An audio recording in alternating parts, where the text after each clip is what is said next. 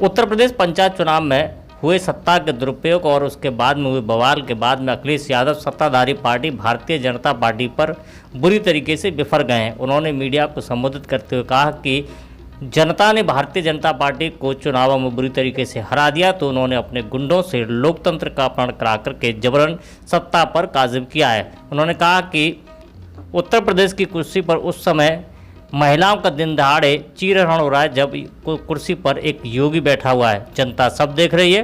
2022 के चुनाव में सत्ता से बाहर करके इन्हें सबक सिखाने का काम करेगी।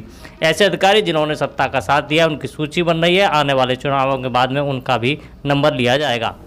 जब जनता ने हरा दिया भारतीय जनता पार्टी को, जो पंचायत के चुनाव हुए थे उसमें बुरी तरीके से भारतीय जनता पार्टी हार गई। उस हार का बदला लेने के लिए भारतीय जनता पार्टी ने अपने गुंडों को सड़कों पे छोड़ दिया और पूरा का पूरा चुनाव लूट लिया। जिला पंचायत में जो कुछ किया वो सबके सामने है। उससे भी एक कदम आगे निकल गए ब्लॉक प्रमुख के चुनाव में। जब जनता ने इन्हें हरा दिया तो जनता का बहुमत का मजाक उड़ाने के लिए, अपमानित करने के लिए लोकतंत्र में भारतीय जनता पार्टी ने अपने गुंडों को खुली छूट दी है। और मैं आपको कह सकता हूं पूरी तरीके से प्रशासन के लोग इसमें जिम्मेदार हैं, वो शामिल थे। कई जगह से ब्लॉक प्रमुखों से ये खबर आ रही है कि भारतीय जनता पार्टी के लोगों को अंदर बैठाया हुआ था। जब अपना पर्चा देने गए या पर्चा को भरने गए उसी समय वहां से निकल करके आए और उन्होंने मारपीट की। इस सीमा तक भारतीय जनता पार्टी गई है। ऐसा लोकतंत्र में कभी नहीं हुआ होगा जो भारतीय जनता पार्टी की सरकार ने किया है। गुंडों को खुली छूट दी है। अखिलेश जी, जो साड़ी खींची गई है ये मतलब ऐसा तो कभी कोई तस्वीर आज तक आई नहीं। वो बहन हमें ये मिलके गई हैं, दोनों प्रस्तावक और ब्लॉक प्रमुख की प्रत्याशी। उन्होंने जो घटना उनके साथ जो हुई है इतना अपमानित कभी नहीं हुआ होगा। एक माँ के साथ, एक बेटी के साथ, एक बहन के साथ ऐसा हुआ हो व्यवहार। ये भारतीय जनता पार्टी जो अपने दुहाई देती थी कि इससे साफ सुथरी पार्टी कोई नहीं है, लोकतंत्र की पसदर बनने वाली। और फिर तब जब उत्तर प्रदेश के मुख्यमंत्री एक योगी हों, एक उत्तर प्रदेश के मुख्यमंत्री योगी हों, उन्होंने किसको खुली छूट दी थी? कहीं यही लगता है कि भारतीय जनता पार्टी ने पूरी तरीके से गुंडों को छूट दी थी, जो चाहो सो करो। इसी वजह से हमारी बहन को अपमानित होना पड़ा, उसकी साड़ी तक खींची।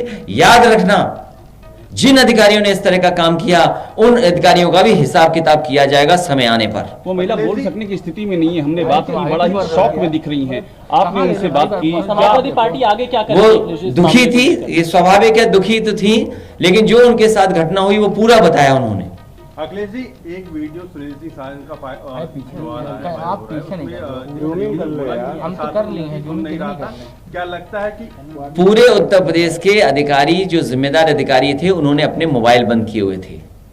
कोई भी नेटवर्क के अंदर नहीं था, क्योंकि वो जानते थे कि अगर कोई बात आएगी तो उनके ऊपर आएगी, इसलिए उन्होंने मोबाइल को आउट ऑफ कवरेज एरिया कर दिया था पहले ही। जिस सरकार के अधिकारियों ने अपने मोबाइल को आउट ऑफ कवरेज एरिया कर दिया हो तो उनसे क्या उम्मीद करोगे आप? क्या अधिकारियों ने नहीं हस्तक्षेप किया? क्या जिला अधिकारियों ने नहीं हस्तक्षेप किया? क्या पुलिस प्रशासन नहीं मिलकर के इतना अपमानित किए लोगों को? पूरा पुलिस ने अपमानित किया है।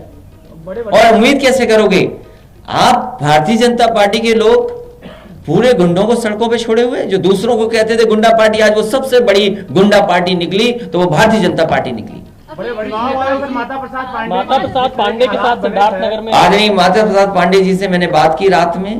उन्होंने भी यही कहा कि ऐसा कभी नहीं हुआ होगा जो इस बार भारतीय जनता पार्टी ने कराया। वो नामांकन नहीं कर सके, अपना पर्चा फाइल नहीं कर सके। सोचिए आप, उनको भी अपमानित होना पड़ा पर्चे के लिए। पॉलिटिकली कैसे जवाब देने की तैयारी कर रहे हैं आप लोग इन सारी? 2022 में चुनाव घोषित होते ही उत्तर प्रदेश की जनता इन्हें हटा देगी, उखाड़ फेंक देगी। अखिलेश जी, चुनाव आयोग के पार्टी ने हमेशा महिला उत्थान की बात की और आज वो मिलने भी आई थी, तो समाजवादी पार्टी क्या करे? समाजवादी पार्टी पूरी ईमानदारी से उस महिला के साथ है, उसके सम्मान के लिए पूरी लड़ाई लड़ने का काम समाजवादी पार्टी करेगी। अखिलेश जी, आप पर कुछ लोग व्यंग कर रहे हैं। पप्पू यादव ने एक व्यंग किया कि बाबू तुमसे ना हो पाएगा, आप तो घर में बैठे हुए, मेरे पास इतने संसाधन होते तो मैं जाने क्या कर देता। हाँ, हम पे तो नहीं हो पाएगा। तो मैं जाने क्या कर देता। हाँ, हम पे तो नहीं हो पाएगा। ये बात तो ठीक कह रहे हैं, लेकिन उत्तर प्रदेश की जनता बदलाव चाहती है और बहुत जल्दी आप देखेंगे उत्तर प्रदेश में बदलाव की कैसी लहर चलेगी। सर असदुद्दीन ओवैसी कल आए, उन्होंने बोला MY फैक्टर नहीं चलेगा, A to Z फैक्टर चलेगा।